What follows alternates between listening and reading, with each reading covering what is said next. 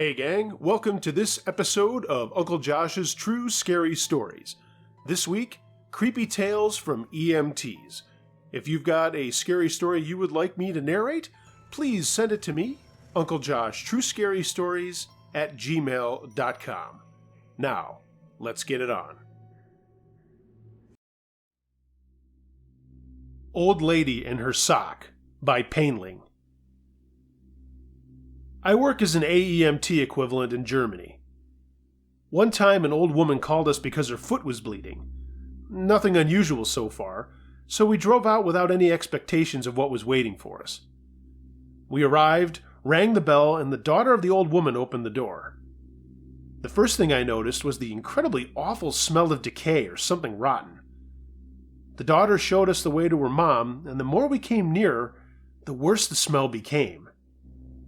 From the inside, the house looked very messy, as contrary to the first sight of the house from the outside. We approached the old woman, and she was wearing very dirty, yellowish-brownish stained clothes and had very greasy hair. But we still wondered where this awful smell was coming from. I, at this point, had coughed multiple times because the smell was getting more and more intense. We asked the woman what happened, and she told us that she hurt her foot and now it was bleeding. What she described as blood was a dirty 1-month-old sock soaked in a brown-red mixture of blood, pus, and old ichor. We asked her how long she had been wearing it. That's why we knew it was 1 month old. My partner tried to remove the sock to see how bad the infection had become, and as he pulled the sock off only to her ankle, a handful of maggots fell out of the sock to the ground. A flash of the worst smell of my life nearly got me to puke, and my partner resigned pretty quickly to removing the sock even further and putting 2 bandages around the sock. We drove her straight to the emergency room. Waiting there was a pain in the ass too because the smell was so incredibly horrible. After we handed her over, we asked ourselves how the hell she didn't have septic symptoms already, or at least a fever. To this day, I'll remember what the woman said as we asked her why she didn't change the sock or go to a doctor earlier. She said, and translated from German, "Last Friday it itched a bit, but I'm not feeling anything anymore."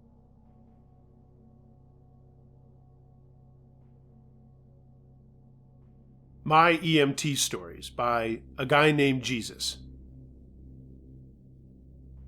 I was working a nice Sunday night last summer, and we hadn't seen a car or motorcycle wreck all day long, so we were waiting for it. It's almost a safe bet on nice Sundays to have at least one wreck in our rural response area. Sitting at the dinner table shooting the shit about the local drug seekers when tones dropped for a car wreck. Heading that way when police hit us on the radio to tell us it's car versus deer. I've never hit a deer, but I've seen plenty of wrecks, so I'm thinking, okay, pretty straightforward run. Police chime back in that they are pretty sure the guy is DOA. We roll up on the scene, and lo and behold, this dude is fucked. Blood everywhere. Picture this. Deer, a large buck, went through the windshield, antlers first, driver's side. Thrashing around and flaying this guy alive for a few seconds, I'm guessing. Deer had cut itself pretty badly going in and bled out, but not before ripping this guy's chest open and making him unrecognizable by any standard. Probably the most blood in a wreck I have ever seen.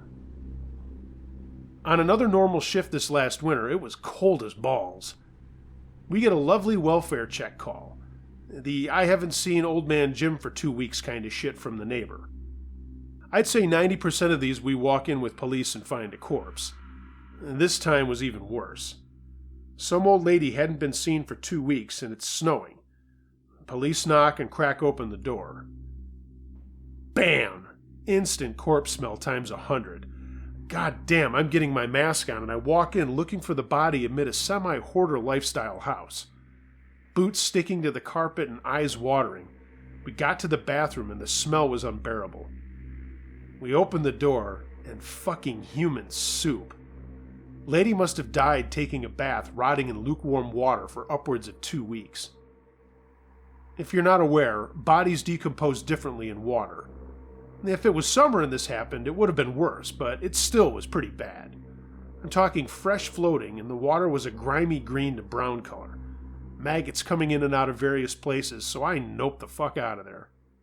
I got outside, ripped off my mask, and started puking. Police, of course, are laughing at me because they don't have to go in and declare the person dead. We do.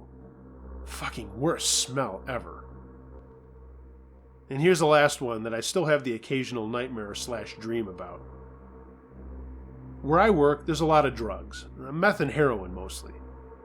Unfortunately, a lot of teenage pregnancy as well. This all ties in, so bear with me. Combine those two and you get inexperienced druggy mothers who make mistakes. This night it was a rainy Thursday evening and we got a call for a car wreck with entrapment, meaning people were still in the car. We got on scene and fire and police are frantically searching the area. I send my partner over to check on patients and start assessment. No sooner than I point around, I see what the issue is. Mother hadn't secured kiddo properly, and due to the rain and such, I assumed she was going way too fast while she wrecked. Little kiddo went through the windshield. At the angle of the glass and the force at which he was thrown, he was decapitated. Bloody body mangled in the dash and head nowhere to be found. The mother did not know this and was freaking out. Police were distracting her, trying to get her help while we searched for the head of her kid. I ended up finding it quite bruised and disfigured, and I wrapped it in a towel to hide it from prying eyes. The firemen got into the car to secure the body. That was the toughest and most fucked up thing I've done, having to tell a mother drugged out of her mind that her kid was killed like that. Second time I've held a decapitated head in my hands, but first for a little kid.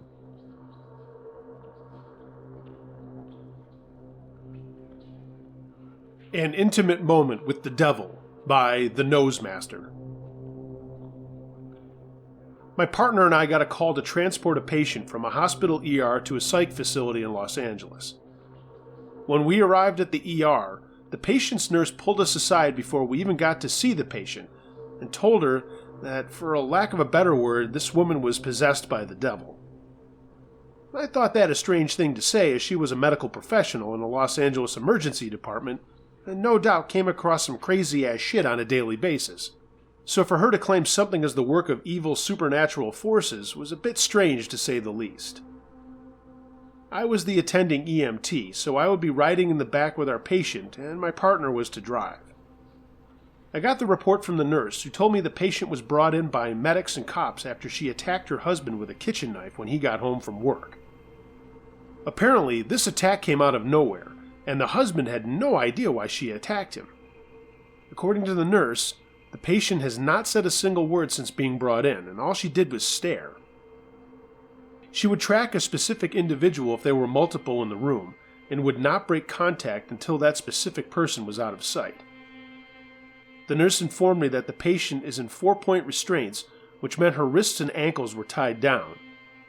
The nurse also said that the restraints were a precaution, as she had been quite calm and cooperative with requests, despite not saying a single word. So my partner and I entered the room, and the patient was lying flat on her back as we entered. She was a petite Mexican woman in her mid-30s, and as soon as we entered the room, she sat straight up with her arms being pulled slightly back due to the restraints. She immediately fixated her gaze upon me and didn't break it. Yay! Her stare was both intense and hollow. Her eyes were wide but vacant, yet they instilled this subtle dread that I just couldn't explain. They reminded me of a cat at night when they're caught off guard. We told her who we were and that we were going to be transporting her to another hospital. She said nothing. I told her that we were going to undo her restraints for a moment so we can move her onto our gurney. She nodded slightly, which the nurse was surprised to see, and moved onto our gurney without incident. The entire time, her hollow gaze was yet to be broken. We redid the restraints, and my partner restrained her left wrist. I will later learn that my partner had yet to learn how to properly restrain an individual. We loaded her up into our ambulance and headed off to the psych facility, which was about 20 minutes away, but because of LA traffic, we ended up taking about 45 minutes. The ride started off smooth, and I was doing paperwork while the patient was calm yet unwavering in her locked gaze on me. That's when I noticed that she was moving around more than she had been. I looked up from my paperwork and saw that my partner had failed to properly tie the patient's left arm down. And that's when it happened. I glanced up at her face, and her stare was locked, but something was different. She looked distracted, despite her still staring at me. That's when I noticed a slight rhythmic bounce to my patient's head and her shoulders. I traced her movement to her left hand. She had pulled her gown up and was masturbating. I was caught off guard, to say the least, and had quickly moved from the bench seat, which was at her side, to the chair, which is at her head, so I could tell my partner to hurry the fuck up because she was masturbating and that my partner didn't know how to properly put on a fucking restraint. She tracked my movement to the seat at her head and continued to pleasure herself. Her head was twisted in such a way that her body looked kind of like Emily Rose did in the movie Exorcism of Emily Rose. She continued to masturbate for what seemed like an eternity. The strange thing was that she never made any kind of expression that a normal person would make while rubbing one out. Her face was completely devoid of any kind of emotion, be it pleasure or pain, and her stoic gaze persisted the entire trip. She finished about 5 minutes before we got to the psych facility, and when she finished, she placed her hand on her belly and urinated on the gurney. We dropped her off at the psych facility, and the nurse there told us to undo her restraints and have her sit on one of their chairs. I complied and undid her restraints and had her stand up from the gurney. From the first time since we picked her up, she broke her gaze and looked down at the urine-soaked gurney sheet. After a few minutes, she looked back up at me and said, "Sorry." She then sat down and refused to stare at me any longer. That was by far my most unsettling call.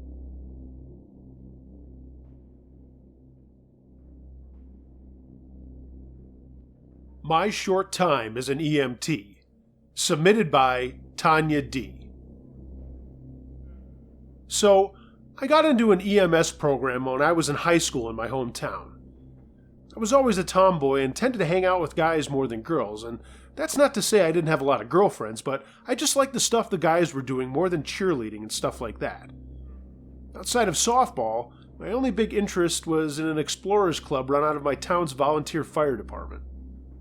I loved my class and thought I'd get my EMT certification as soon as I could, and then work while going to college and figure out if I wanted to pursue a career in it or just be a volunteer after a while. My classes helped out a lot, and I got certified not long after graduation. I started doing ride-alongs with the others at the local ambulance corps to learn as much as I could before fall classes started up. And let me tell you, the things I saw and did, well, you'll see the outcome at the end of this. Let me say right away that I'm not skittish about blood or wounds or anything like that. It was the people I interacted with that got to me, the depravity of some and the hopelessness of others. It was a serious crash course into what the world looks like when things don't go so well. Druggies, homeless people, older people that no one gives a shit about, it all starts to wear on you, and I was only doing this for a couple of weeks. I'd been to a few gunshot wound calls, some basic welfare checks on older folks that had gone silent with their families that weren't living in the area anymore, random first aid stuff and the like. But one night in August left me with a taste that I just couldn't get out of my mouth. It was late on a Wednesday evening, and 3 of us were in a standard transport, gassing up and getting some food while we waited for our next call. I was with 2 guys. Let's say they're Dennis and Mike. We were just talking about baseball and general things, just passing the time. They were both 3 years older than me, but didn't treat me like the 18-year-old that I was, and as far as they were concerned, I was part of the team. It was just before 11 o'clock, and we got a call for a welfare check. It was an older woman whose life alert device went off, and she wasn't responding to the dispatcher. We got geared up, and off we went to the address. And it was out in farm country, and we had the windows down, and I remember thinking that it was such a nice night, and I was hoping that this would be a routine thing and all would be well. We got to the house, and it was set way back from the road on a long dirt driveway that led to what looked like was once a farm. There was a barn not too far from the house, and a bunch of outbuildings that were in various states of disrepair. Dennis drove right up to the front door, and we got our gear and bags and went up to it.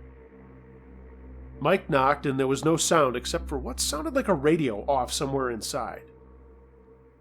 Mike checked the knob, and it turned, and he pushed the door open. A creepy, gross rotting smell came wafting out on us, and I recoiled before getting my act together. Mike went in and reached for a light switch or something, but he couldn't find one, so we all clicked on our mag lights and quickly found the place was a disaster of major proportions. Clearly a hoarder lived here, and the smell was insane. Rotting garbage, feces from what felt like hundreds of animals and humans probably. I mean, just all kinds of awfulness wrapped into a cloud of gross. We stepped forward, playing our lights around at boxes of stuff piled to the ceiling and pools of God knows what on the floor. Everything seemed sticky, if that makes sense, even the air. Each of us kept calling out for anyone that might be there, but there was just the sound of that radio somewhere in the back of the house. Dennis moved forward and opened a door to what was a bedroom, and the smell that came out was nearly overpowering. In the bed was the corpse of an old woman, laying on top of the sheets that were dark brown and crusted with a plastic sheet over her legs and waist that was literally stuck to what looked like multiple wounds that had once seeped out blood and bodily fluids. I mean, it really looked like a second skin. The woman had long been dead, at least a couple of days, and the flies and bugs were everywhere. I backed into the hallway as Dennis confirmed that she was gone. I swear at that moment I heard the radio get louder, and Mike and I looked at each other. In retrospect, the radio didn't get louder, but it did take our attention away from that woman and something else down the hall. We slowly followed the hall down to what we found was an even more disturbing sight. The floor was covered with blood, and there was a body of a 30-something man in the tub, naked, with down-the-street slashes on his wrists, a bottle of vodka at his side, and a shotgun next to him. Most of his head had been blown off, and pieces of skull and brain were stuck to the tile around a large blast hole behind his body. I gagged, and Mike got a closer look, and said that it likely happened a day ago. I nodded, and we heard Dennis calling out for more police and responders, so we went out and told him what we had found back there. As we all stood in the living room, I noticed something sitting on an old table with pictures on it. It was the life alert device that had been triggered that resulted in our call. It was nowhere near the bodies, unless someone had hit it and then run out of the house. I mean, there was no one there. Who the hell fired it? We stood waiting for the rest of the team when we heard a rustling sound in the corner. A box full of who knows what moved, and we all stood with our lights on it. Dennis and I went over to it and slowly pulled it away from the wall, and a little girl of about 8 or so, covered in filth, sat there curled up looking at us. "He hurt Grandma," was all she said, and we got her up and checked her vitals and scoured her for any wounds. She wasn't hurt at all, but it was clear she was a child of massive neglect. She didn't cry, she didn't do anything. We took her outside, and I went out to the truck and grabbed a stuffed animal. We kept a few of them in there for situations like this. We asked her where her mommy was, and she didn't know. And then we asked about her daddy, and all she said was, "Daddy hurt Grandma, and now he's hurt too." I gave her the stuffed bear, and she clung to it and asked if she could keep it. I told her yes, and she had the littlest of smiles on her face. The rest of the night was a lot of interviewing and reporting, and this is what I was able to piece together over the next few weeks. The girl had been kidnapped from her mother, who lived on the other side of the country, and who was frantically looking for her.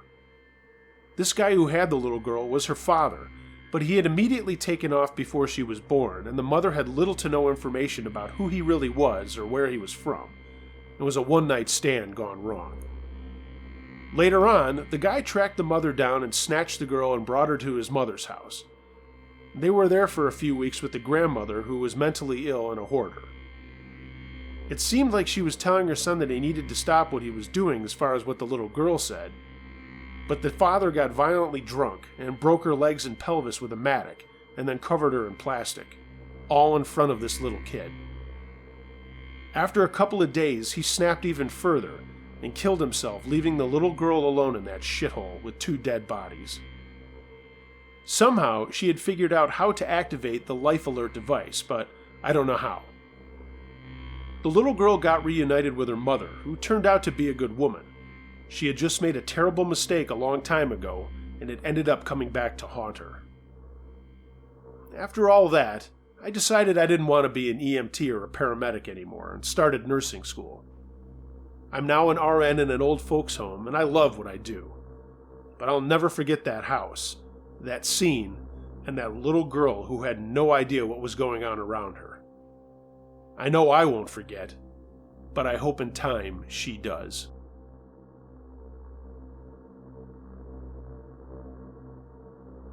How Did He Live? By Michael James, 78. When I first started working as a paid EMT, I responded to a call where a biker had laid his bike down going around a curve.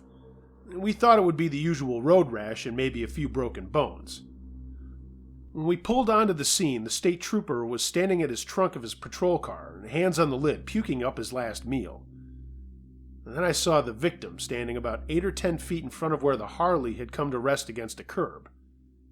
He was holding his midsection and slowly shuffling towards the wrecked bike. As I got closer, all the puzzle pieces came together.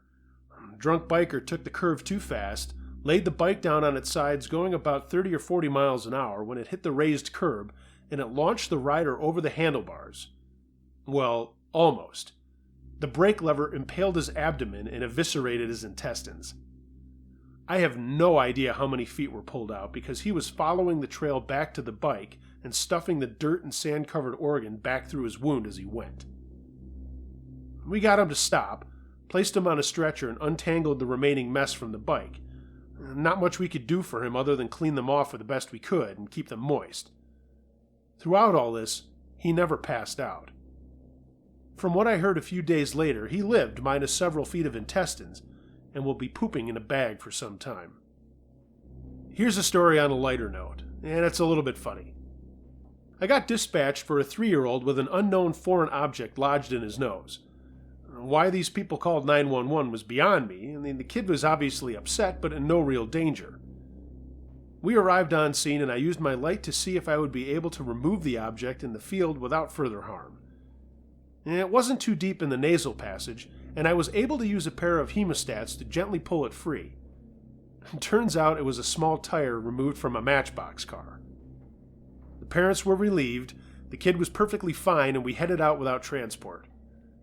I pulled down the road a little ways to fill out my pre-hospital care report before advising dispatch I was ready to go back into service. While finishing the report, we got a radio call. 913. 913 here, go ahead. 913, we need you to respond back to 123 Tire Sniffer Street. Okay, I'm on my way. Did they disclose the nature of the problem? Not really. They advised it relates to the initial call. So we got back to the home 2 or 3 minutes later, concerned that the toddler had injuries I had overlooked on my initial assessment. I walked right over to the kid and start reassessing, but the mother touched my shoulder and said, "No, not him. It's his father." Wouldn't you know, this grown man in his mid-30s had taken the tire from me after I removed it from his son's nose. After I left, he stuck it up his own nose. "I just didn't understand how it would get stuck," was his last statement. Once again, hemostats to the rescue. Tire was removed and we left once again. This time, I brought that damn tire with me.